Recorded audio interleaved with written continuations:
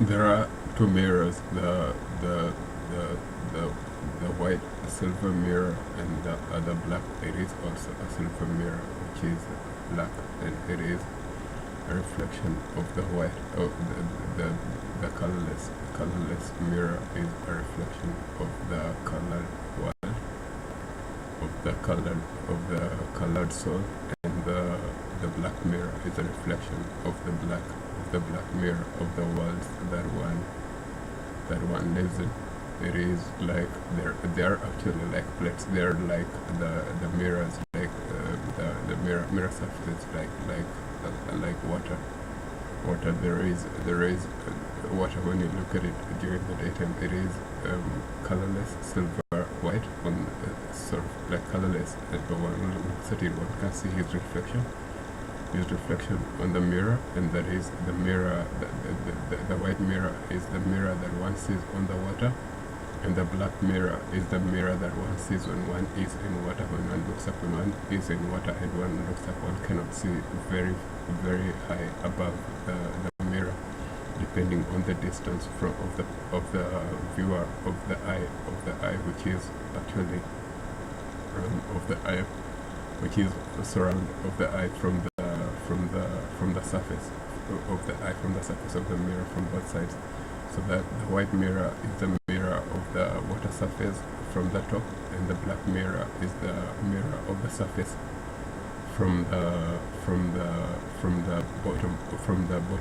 from under the water. So that it is the mirror. The black mirror is a mirror of the sea life, which is a reflection of the mirror in the universe.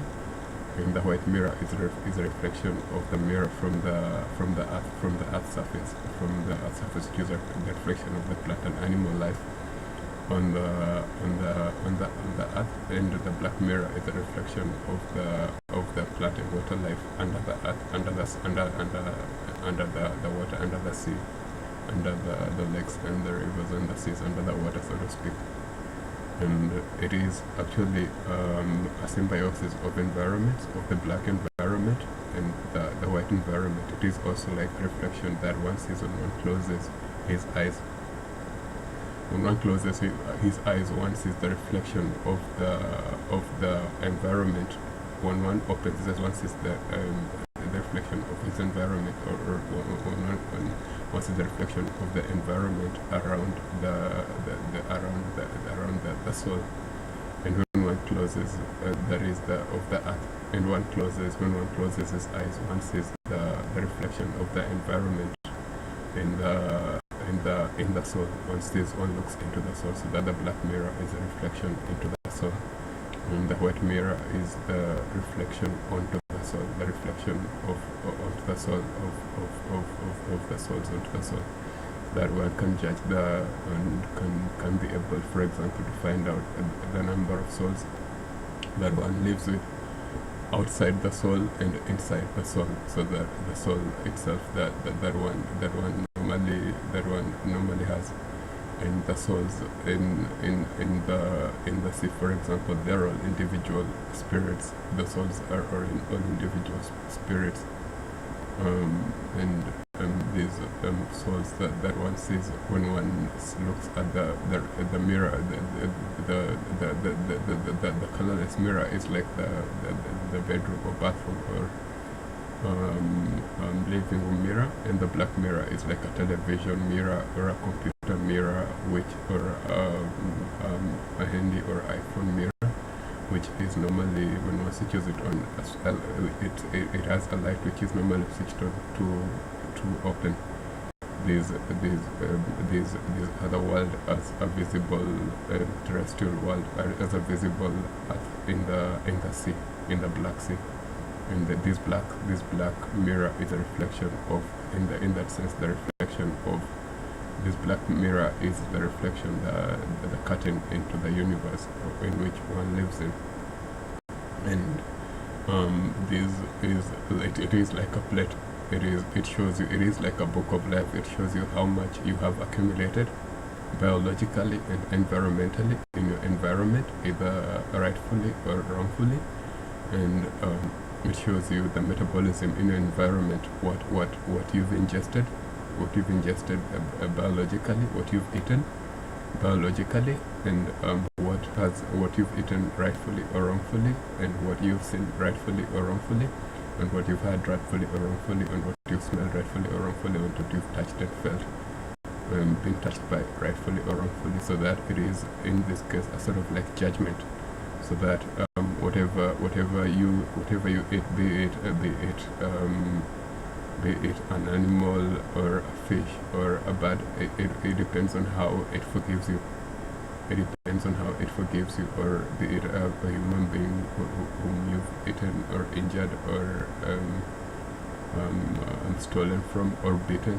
It judges you in that sense in your eyes, so that you see that reflection of the world that you've changed in the environment with the mirrors that are normally placed before you, so that you can see the different worlds when you are closed in the world, how this world protects or how this world rewards or punishes you, so that it is a reward and punishment system. It is a reward and punishment system, of mirrors, which normally reflect the way the environment is rewarding or punishing you. So that in the long run, I believe when you go asleep, you sleep behind the black mirror. You sleep under the sea, or in the universe, in the black universe.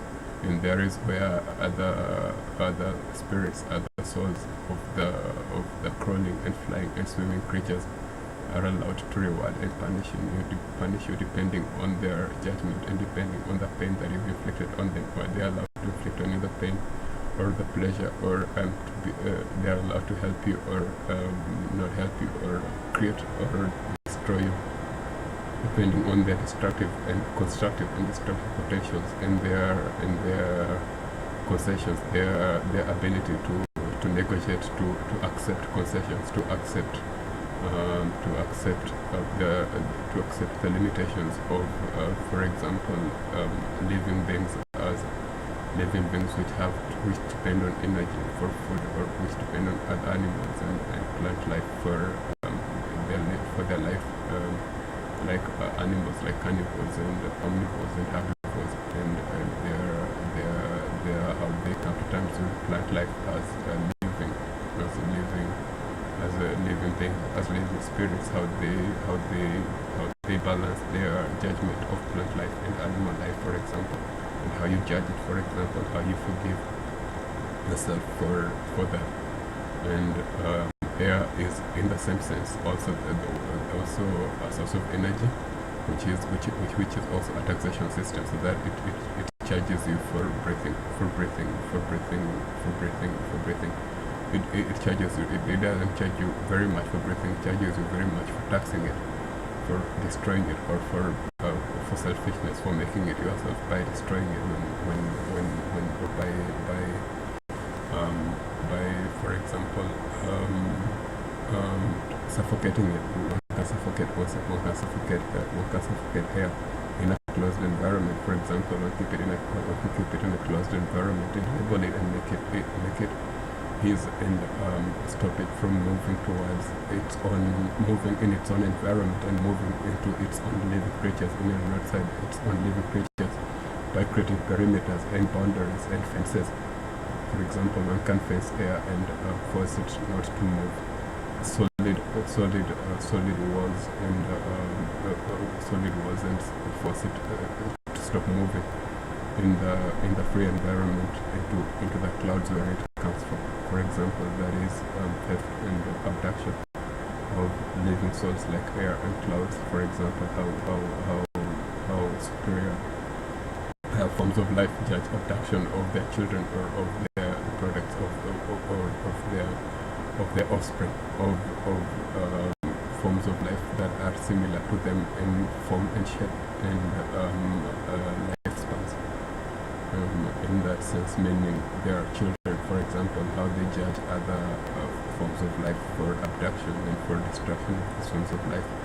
And those are elements of nature which are actually very expensive, invaluable, like air, oxygen, thunder, sun, the moon, the universe, and the earth. and the elements of nature like air, fire, water, and wind, and things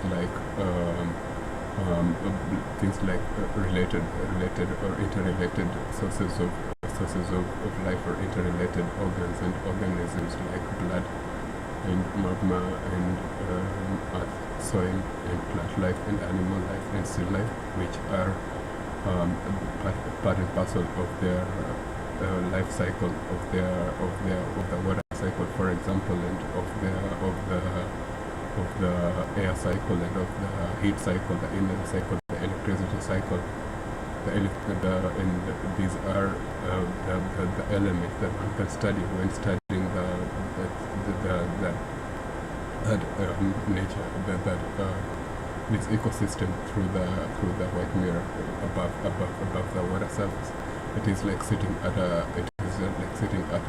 beach or at a riverside at the shore, and then studying all the animals that swim in the fish, and mammals and all animals that swim in the fish, and imagining having them all in your at night at a seashore, and imagine eating them all up and having them in your system as a form of life, as a human being, or having them in your system like the clouds have them in their system, like the universe has them in its system, by placing yourself, by giving yourself a body which is not compatible with your physical dimensions, by imagining yourself as a big organism which can accommodate a whole sea of flying and crawling and swimming creatures which depend on the sea, for example. And the selfishness is punished automatically as an error in the ecological system, as an error in the ecological system, and that is why if it is a random error, an error which is done once, or which is done by an individual repeatedly, but at a small scale, it is concentrated on the individual. If it is done systematically by a species, it is studied as a species which has to be corrected to either adapt to the environment, to either adapt to the environment that feeds and nurtures it, and that is not capable of killing it as a species, because it will contradict the laws of nature that have supported all other species on Earth, in this environment, in the universe, as animals which normally stick together as a world, which means that they are a thunder, in the sense that they are a cloud of crawling and flying and swimming creatures on a solid cloud of soil and water, in a solid cloud of air, in a solid black universe, so that all these elements which are combined speak as one voice, and when one part of the nature of the earth doesn't correspond or doesn't act in accordance with the other systems, it is detected as a systematic error in the system and is corrected as a grob mistake in the systematic in the system, in the integrated systems of nature, in the integrated systems, in the higher form, in the higher evolutionary system, in the higher systems, integrated systems, biochemical. It is detected as a biochemical mistake, as a biochemical collision of integrated systems. It means that the integrated systems are not communicating with each other, or the biochemical systems are giving impulses of complacence or incapability, or the inability to correct, for example, gross destruction of the ecosystem. And they are corrected by either depleting the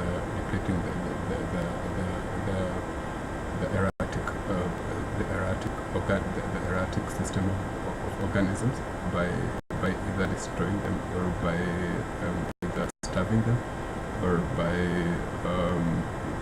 not giving them sources of energy, or by said, putting them under quarantine. That means removing them visibly from the rest of the ecosystem to study them in a scientific sense. That means that by really putting them under quarantine, putting them in buildings and walls and building for them a special laboratory, building for them special laboratory conditions, and study them under laboratory conditions to watch the development, the growth and development as an ecosystem which has rebelled and separated itself from the rest of the ecosystem by declaring itself to be a special species, a special form of life in the universe.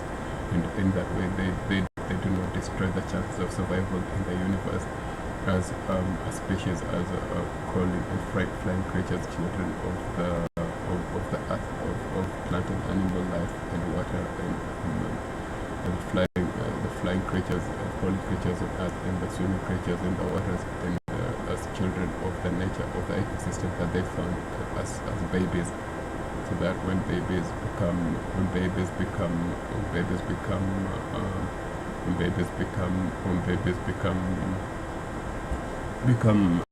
too destructive, when the potential of babies become too destructive in the universe, they study them by putting them under quarantine, by giving them special living conditions, and study how they differentiate themselves from the ecosystem, and how they survive on the ecosystem, how they utilize their environment, how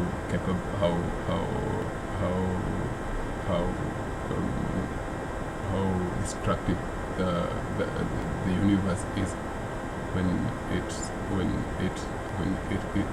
is given no limits or limitless potentials of destroying itself. For example, like human beings have been separated from the rest of the other species in the universe and are being studied under laboratory conditions. For example, how they rise as babies, from crawling babies to upright human beings how high they can fly into the face of the universe, into the universe, how high they can fly while looking for biochemical nutrition, for biochemical resources, for biochemical resources.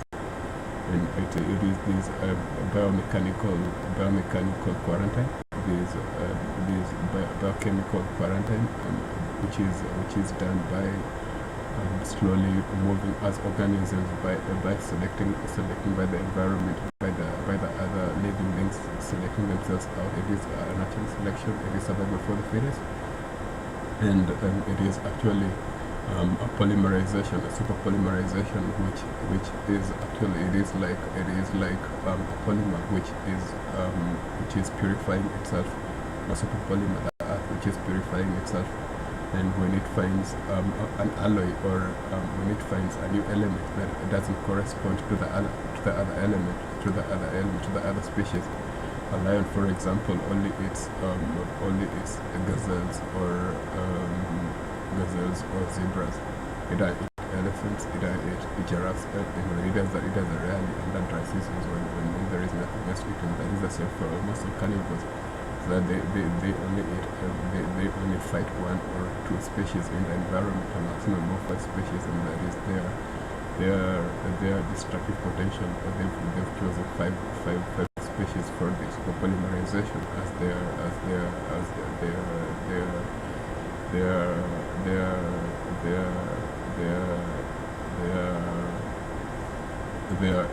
food, as their blessings and curses.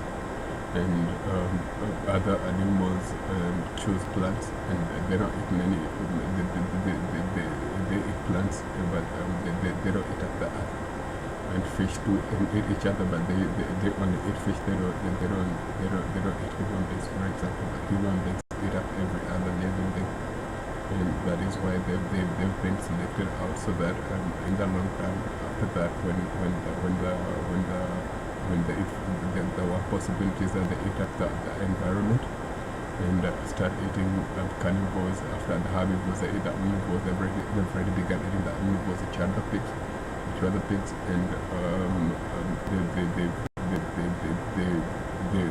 the other possibilities eating up the lions, the carnivores. and that is also open to them, so that they can deplete, in that sense, they can deplete their environment, and and that is actually what is left after they've eaten up the environment and destroyed it, and the possibly left is the clouds, the air and the clouds, and so that they can only breathe after the food is left. They can build for them a special places to only be breathing and maybe drinking water. And that is the apocalypse that is being studied in the animal world, in the jungle parliament, how the human being is developing as an isolated soul in the universe, because death is a depolymerization, and the super death is a super depolymerization. It is a super death of the planet, in the planets of suns and moons and stars.